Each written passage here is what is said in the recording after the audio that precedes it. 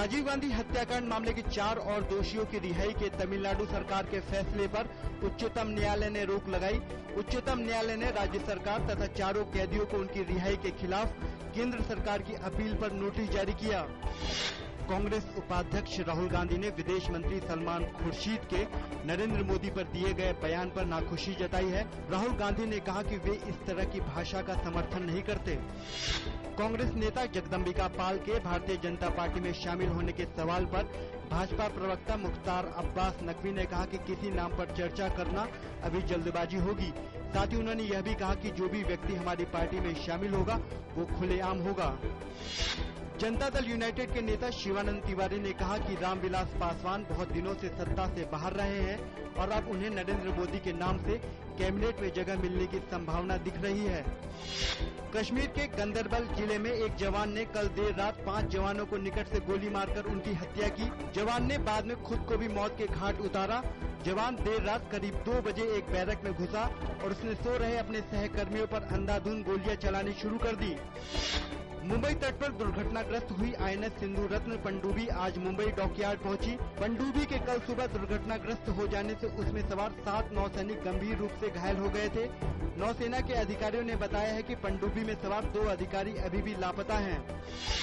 नौसेना प्रमुख के इस्तीफे पर बोलते हुए रक्षा मंत्री AK एंटनी ने कहा कि इस्तीफा सौंपते वक्त DK जोशी परेशान दिख रहे थे।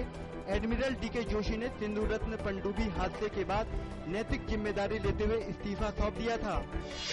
आगामी लोकसभा चुनाव के लिए भाजपा आज अपने उम्मीदवारों की पहली सूची जारी कर सकती है। शीर्ष नेतृत्व द्वारा आज केंद्रीय चुनाव समिति की बैठक में उम्मीदवारों के बारे में विचार विमर्श किए जाने की संभावना है। सीरिया की राजधानी दमिश्क के पूर्वी छोर पर घात लगाकर किए गए सैन्य हमले में भारी संख्या में विद्रोही मारे गए हैं। मीडिया द्वारा जारी की गई सूचना के मुताबिक सीरियाई सेना के हमले में 175 लोगों की मौत हुई है। यह इलाका विद्रोहियों का गढ़ माना जाता है।